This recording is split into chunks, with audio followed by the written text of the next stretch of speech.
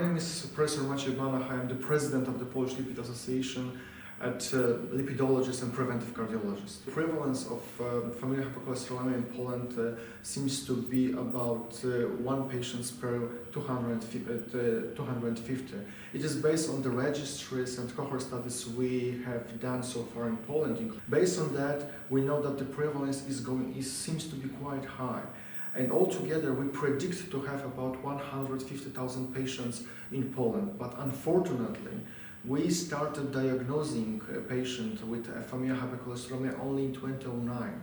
That is why since that time we were able to diagnose less than 4,000 patients only. So there is a huge work before us in order to diagnose all other patients and to be sure that they are treated well.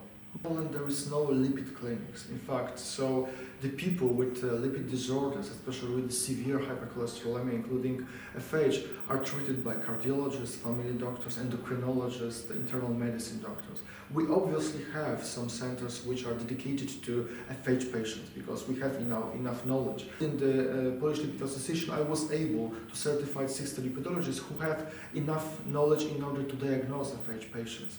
That is why within different centers in Poland, and the main one are located in Gdansk, in Łódź, in Kraków, and Warsaw, we are able to diagnose and treat optimally those patients with the diagnosed familial hypercholesterolemia. However, we wanted to have a number of centers which are dedicated to severe hypercholesterolemia, hypertriglyceridemia, and other very difficult to treat lipid disorders. We now have a program dedicated to alirocumab and locumab in FH patients. So we are forced, in fact, to diagnose patients with FH in order to treat them with the PCSK9 inhibitors. So I believe that in the next few years we will be able to diagnose 10,000, 15,000 patients with FH. I can see that we are moving forward. The another issue is the collaboration and education initiatives. Within Polish Lipid Association, Polish Cardiac Society, there are many different education initiatives in order to spread the knowledge about FH, because we